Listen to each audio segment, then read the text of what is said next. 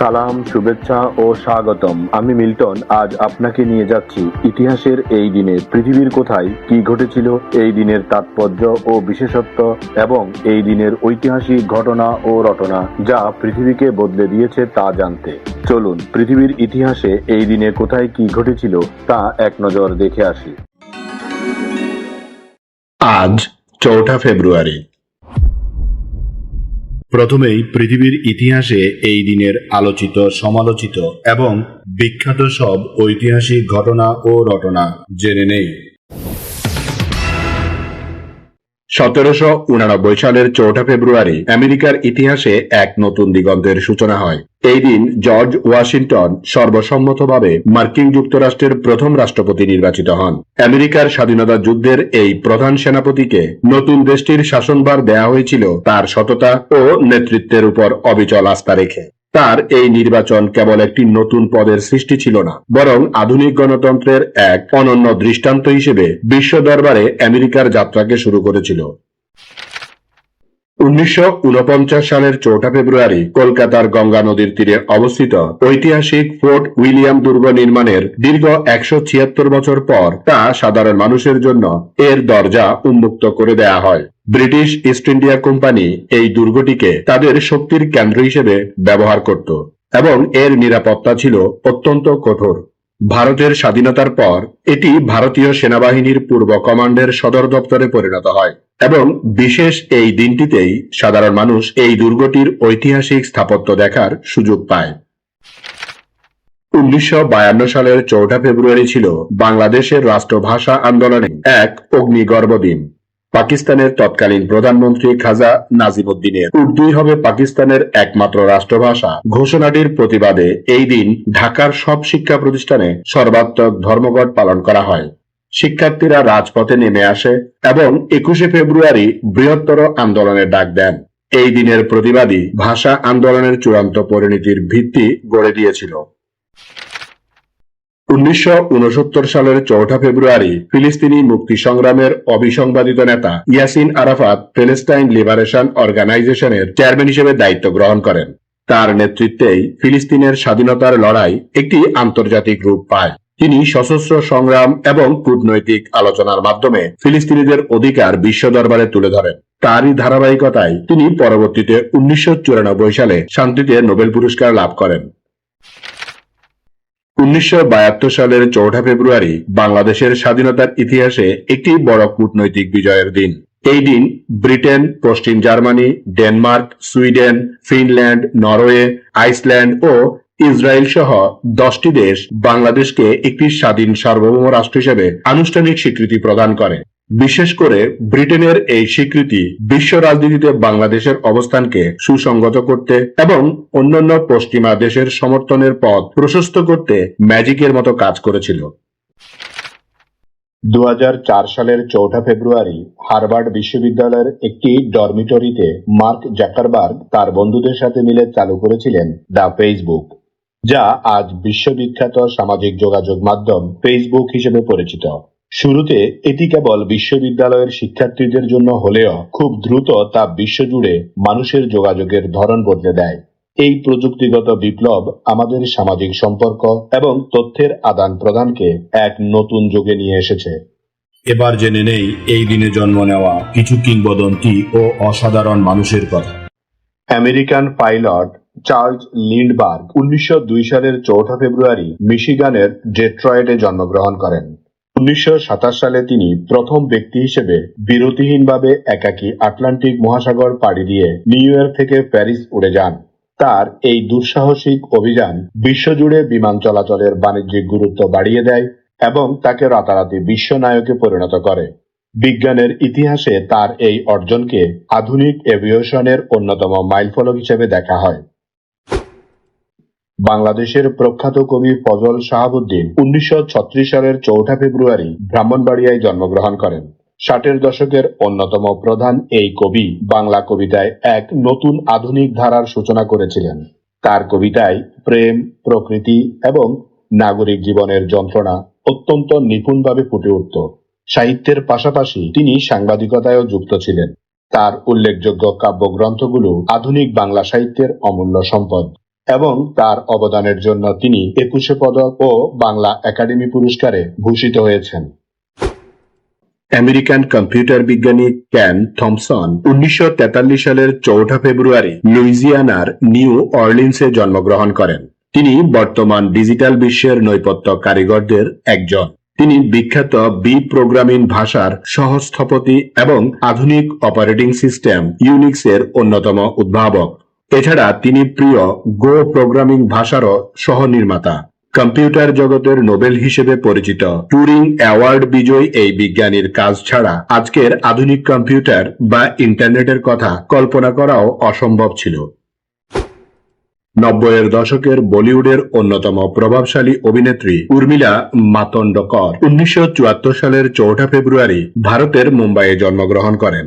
শিশু শিল্পী হিসেবে ক্যারিয়ার শুরু করলেও রঙ্গিলা সিনেমার মাধ্যমে তিনি রাতারাতি তারকা খ্যাতি পান।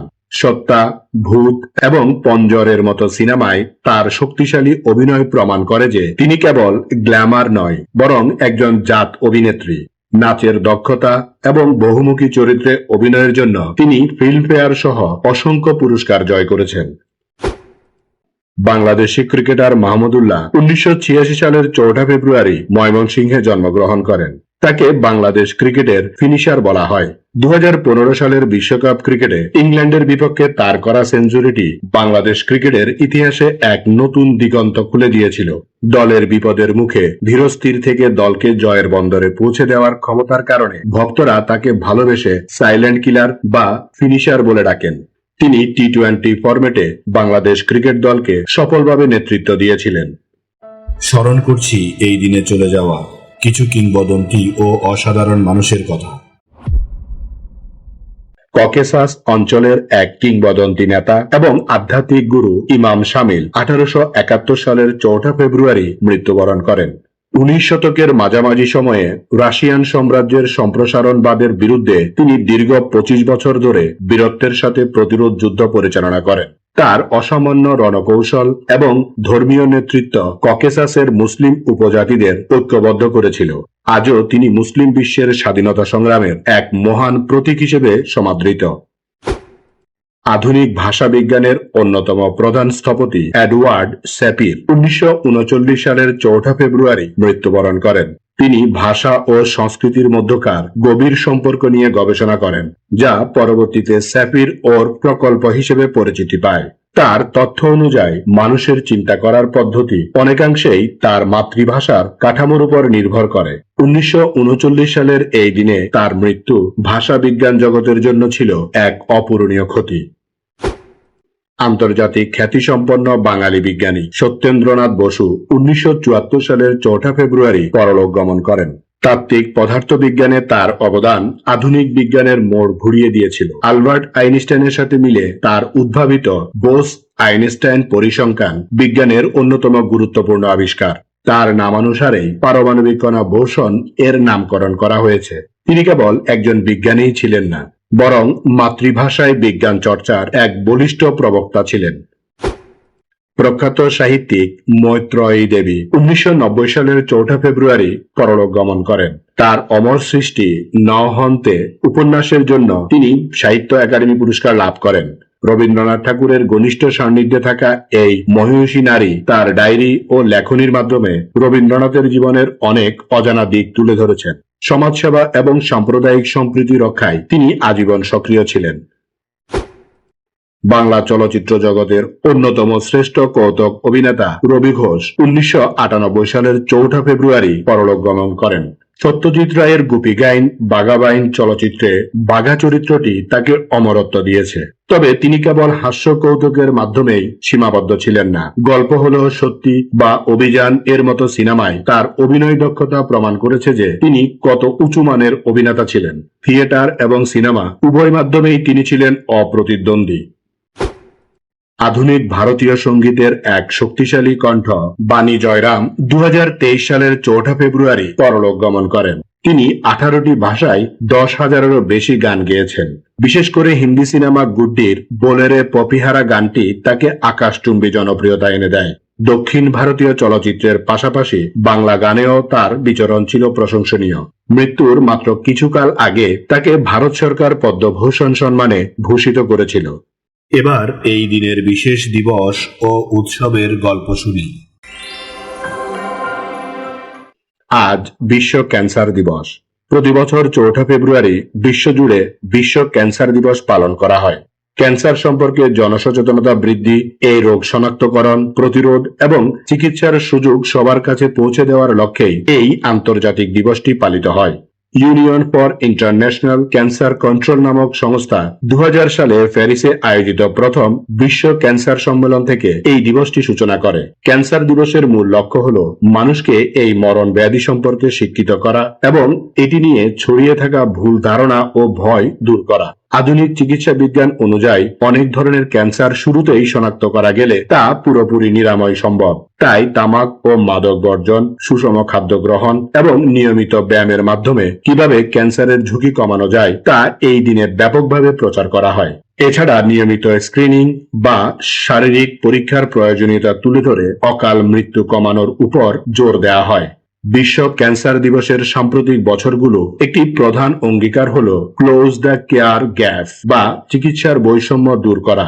উন্নত দেশগুলোর তুলনায় নিম্ন ও মধ্য আয়ের দেশগুলোতে ক্যান্সার চিকিৎসার সুযোগ অনেক কম। অর্থ বা ভৌগোলিক অবস্থানের কারণে যাতে কেউ সঠিক চিকিৎসা থেকে বঞ্চিত না হয় সেই দাবি এই দিবসের মাধ্যমে বিশ্ব নেতাদের কাছে পৌঁছে দেওয়া হয়। এটি কেবল একটি স্বাস্থ্য দিবস নয়, বরং এটি মানবাধিকার আন্দোলন হিসেবেও পরিচিতি পেয়েছে। এই দিনটিতে ক্যান্সার জয়ীদের সাহসিকতাকে সম্মান জানানোর এবং যারা বর্তমানে এই রোগের সাথে লড়াই করছেন তাদের প্রতি সংগতি প্রকাশের একটি মাধ্যম। এই দিনে বিশ্বজুড়ে বিভিন্ন সংস্থা র্যালি, সেমিনার এবং ফ্রি ক্যান্সার চেকআপ ক্যাম্পের আয়োজন করে। এছাড়াও সোশ্যাল মিডিয়ায় বিভিন্ন হ্যাশট্যাগ ব্যবহারের মাধ্যমে সাধারণ মানুষ ক্যান্সারের প্রতিরোধের শপথ গ্রহণ করে। ভবিষ্যৎ প্রজন্মকে একটি ক্যান্সার মুক্ত পৃথিবী উপহার দেওয়াই এই দিবসের চূড়ান্ত সার্থকতা। এই দিন আমাদের জীবনের ঐতিহাসিক, প্রাকৃতিক, শৈল্পিক, সাংস্কৃতিক, সাহিত্যিক, রাজনৈতিক, বিজ্ঞান, গবেষণা, আন্দোলন, উৎসব, অর্জন, খেলাধুলা, সুখ দুঃখ, হাসি কান্না, আনন্দ বেদনা, পাওয়া না পাওয়া, মায়া মমতা, ভালোবাসায় ভরা সুখকর স্মৃতিময় একটি সুন্দর দিন। চলুন এই দিনটি উপভোগ করি।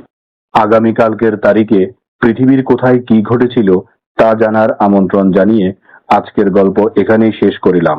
লাইক, শেয়ার আর সাবস্ক্রাইব করার দায়িত্ব আপনার। আমি শুধু বলিব, নিজের, পরিবারের, প্রতিবেশীর ও পরিবেশের যত্ন নিন। ধন্যবাদ। খোদা হাফেজ।